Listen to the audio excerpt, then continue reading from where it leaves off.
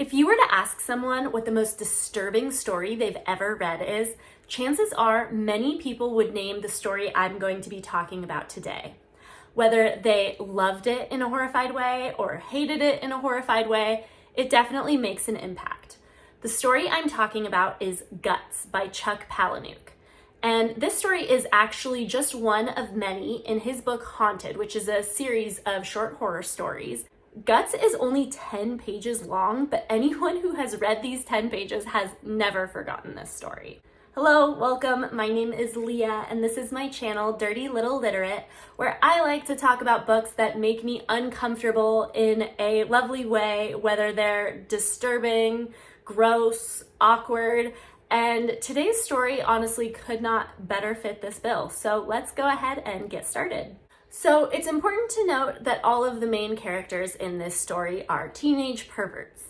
And we get right into it with learning about some interesting creative techniques that these young men are using to pleasure themselves. Our narrator is relaying a story to us told to him by his friend, one of his fellow perverts. Now, this fellow pervert had recently learned about pegging, and he is quite intrigued.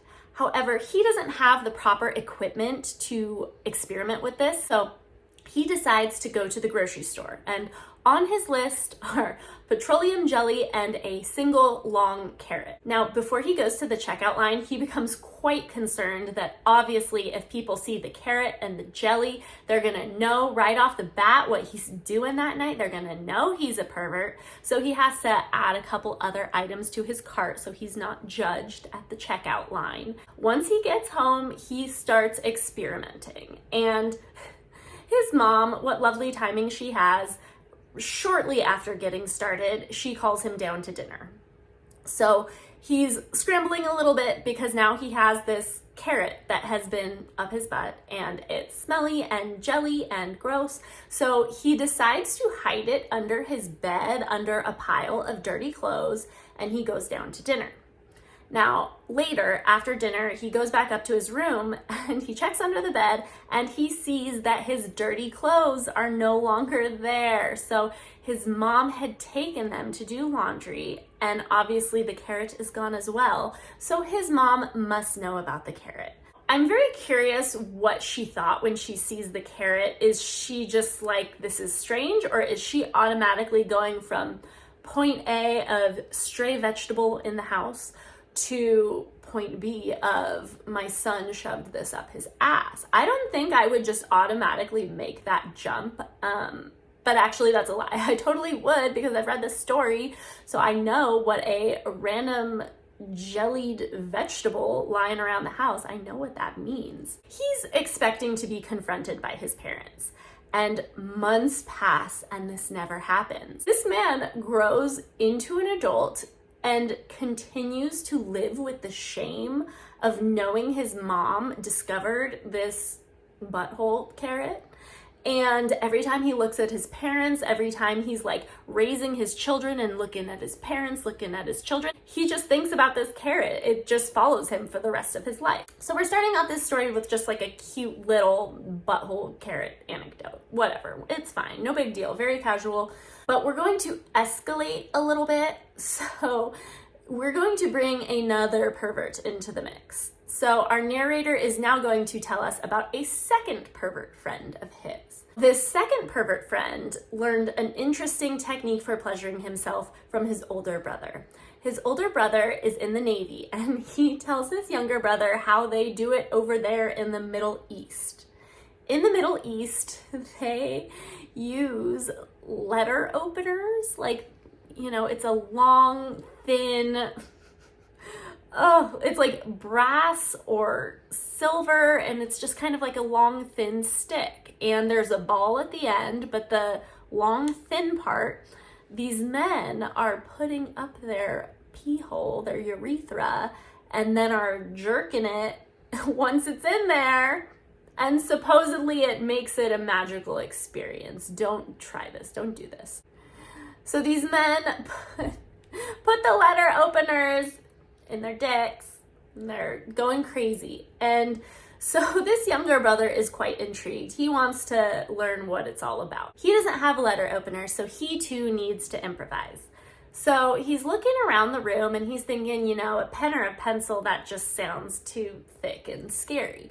But he notices a candle, and this candle has some wax that dripped down the side and hardened, and it's kind of like in a long little thin stick. So he breaks off the stick and sort of rubs the wax between his hands. He rolls it into a long little thin stick that will serve his purposes.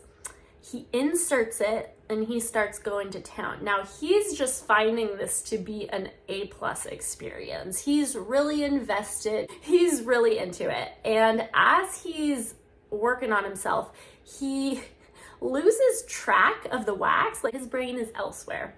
As he's about to finish, he realizes that he cannot see the tip of the wax coming out of him. So the whole thing had gone inside of him, which just makes me a little lightheaded. He's freaking out. And of course, once again, with the moms in this story having the loveliest timing, his mom also calls him down for dinner while he still has this stick of wax in him.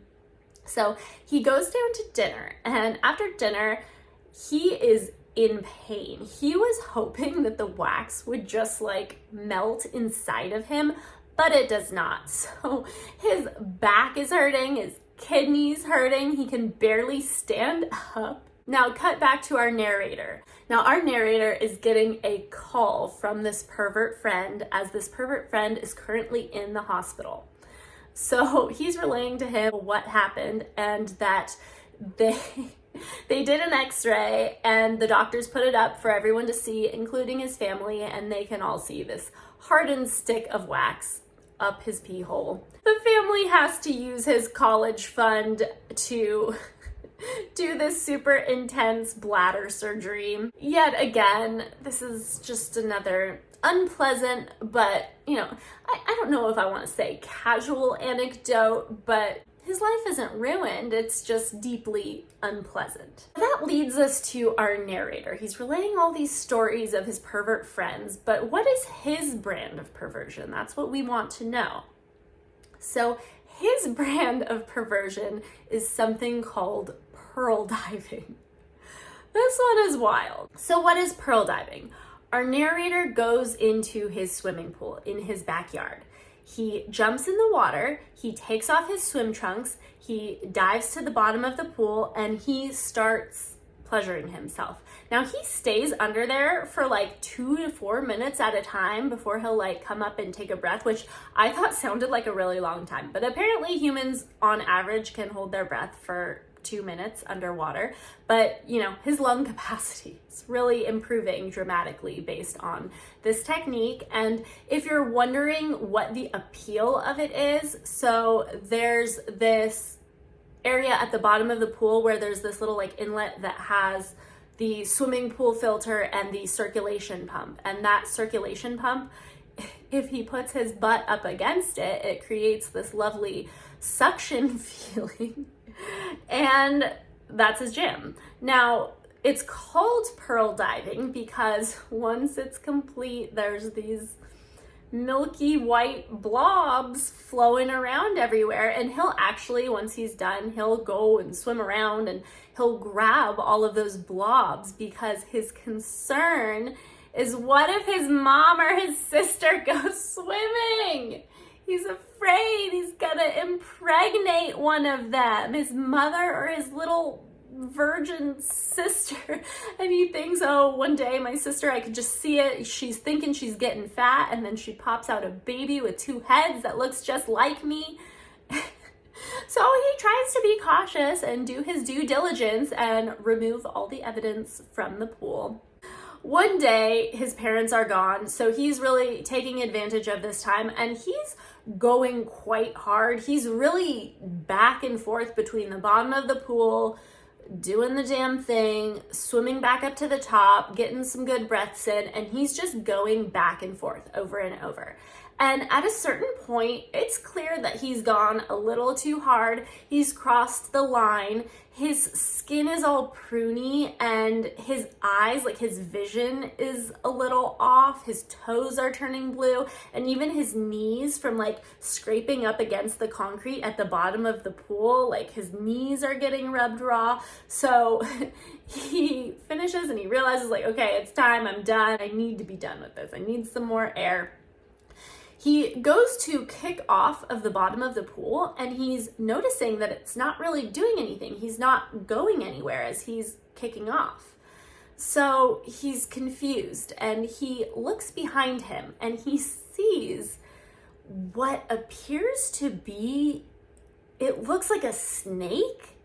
It's kind of this white-blue color and it's veiny and it's coming from the circulation pump, and it looks like it's right behind him, and he's super confused and kind of freaking out, and he's continuing to try to push off and swim to the top, and nothing's happening, and he's stuck, and he's thinking like, I don't know, he's 13, but he's thinking sea monster. He starts kicking it. And then he realizes it looks like it's almost attached to his butt.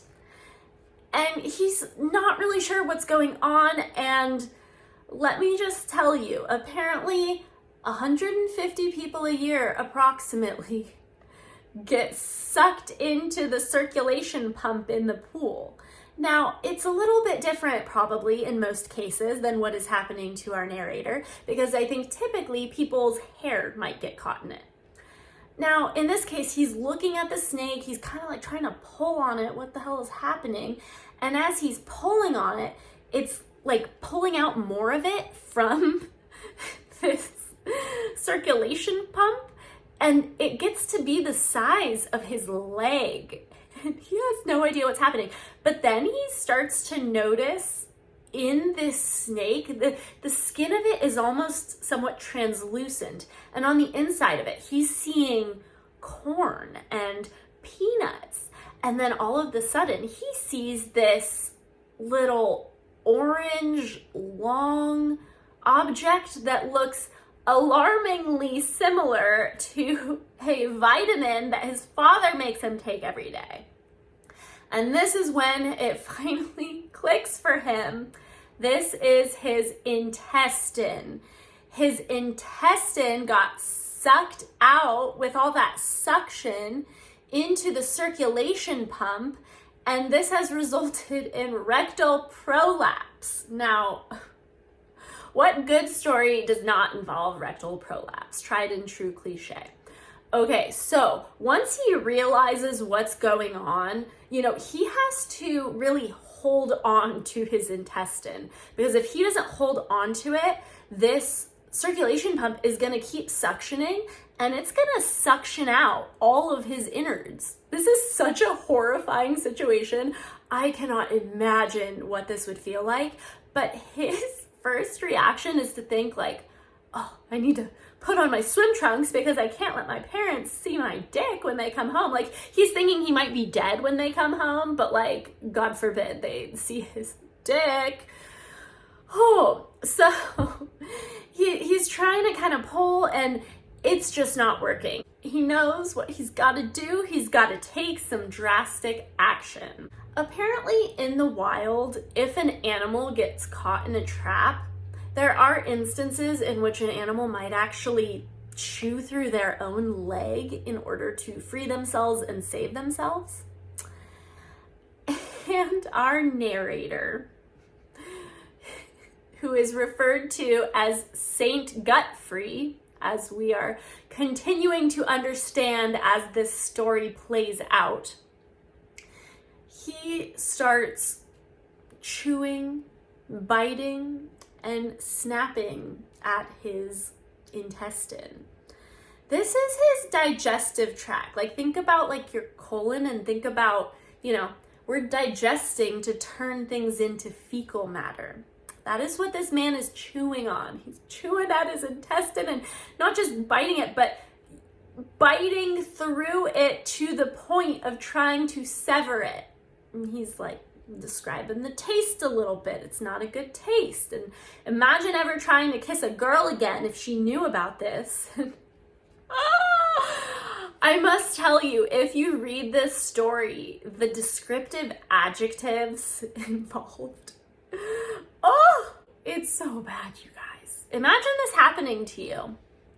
So, St. Gutfrey, our poor narrator, we discover that his tactic did save his life. Now, it's hard to say what his parents were more disturbed by, the way he got into this mess or the way he got himself out of this mess. Now, humans' large intestines are normally like 5 feet long, and St. Gutfrey is very lucky that he has the 6 inches remaining of his intestines. And after this experience and some major reconstructive surgery, basically the majority of what he eats doesn't even get digested. So he grows up to be an adult who weighs the exact same amount that he weighed at 13 years old. Now, if you think this whole experience was more than enough shame for this family, knowing what their son had done, no, it is not. There's more to go around. Because one day, St. Gutfrey's young, teenage, virgin sister stops getting her period. Because as we said, normally he collects all of his leftover specimen that he has in the pool in order to prevent such a thing. But of course, in this instance, that was not the priority. He was biting through his intestine attached to his butthole to free himself. And his sister at a later date went swimming and got pregnant. But also, now that I'm really thinking about it, obviously the family knew what the situation was right away. Like, he had to go to the hospital. The story was explained. So the fact that the sister still went swimming after this is kind of wild. I guess it's still a perfectly good swimming pool. I don't know. I feel like it would put me off a little bit. His family moves to another state. The poor sister gets an abortion. And St. Gutfrey tells you this is the end of his tale, and we can now take a nice deep breath, which he has never done since, because he has never been able to relax since that day. And that is where our story ends. Ah! Now get this. The 3 stories in this 10-page story are all based on real life events. Now, the first 2 stories, apparently the author, Chuck Palahniuk, these are actually stories that his friends told him, like they experienced these things.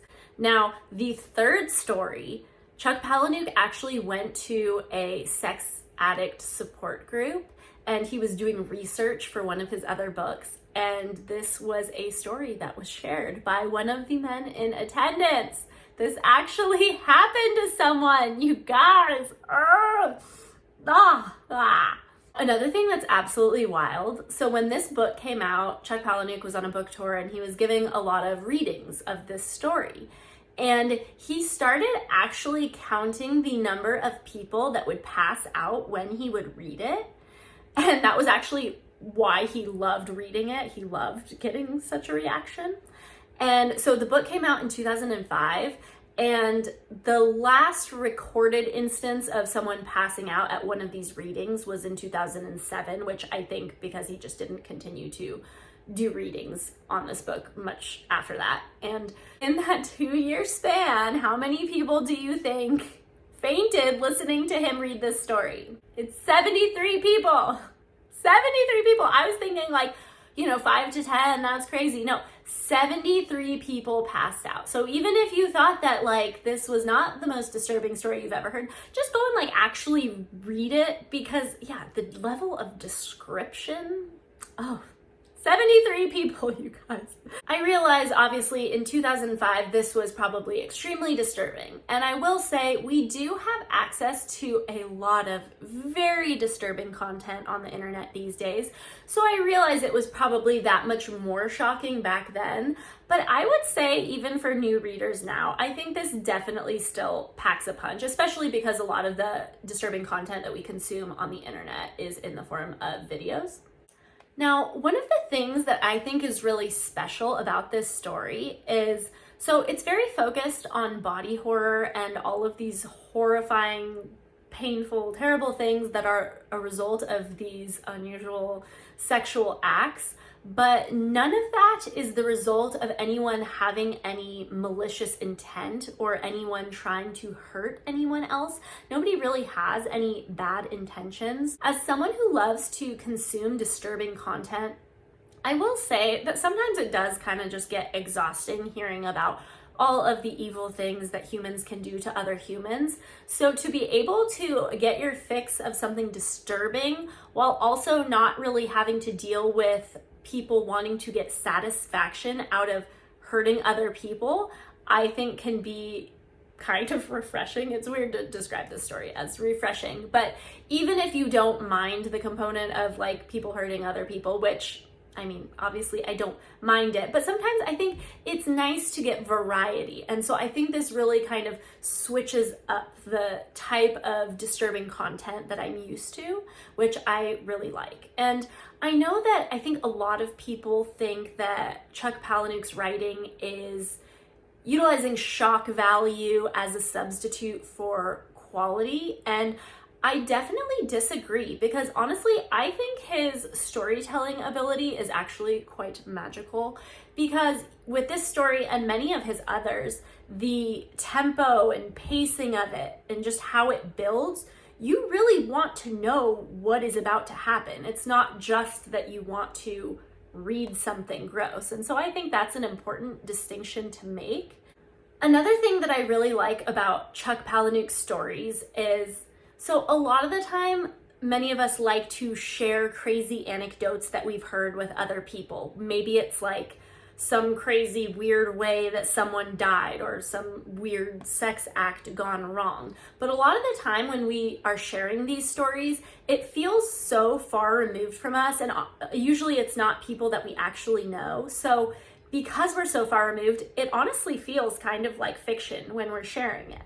But what Chuck Palahniuk does is he really focuses on characters who are living that shame firsthand. We're no longer just hearing about this sort of abstract thing that happened to an abstract person that we don't feel connected to. Like, we're getting to crawl around in the brain of someone who is living with this shame and having this shame follow them for the rest of their lives. And so I feel like we're getting a different perspective because we're getting that firsthand experience rather than this just feeling like something that happens to people who are so far removed from us. Now, if you are someone who is no stranger to shame, you're filled with shame, then it is very cozy for you in Chuck Palahniuk stories.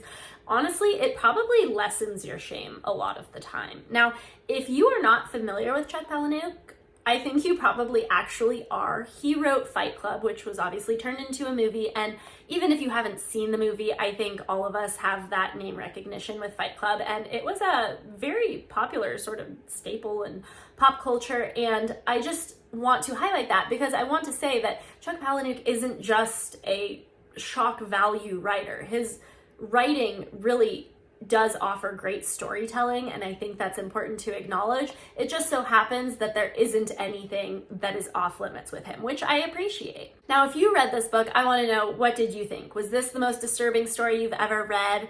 Or are you like me and you've read so many disturbing things? You could say this is somewhat casual.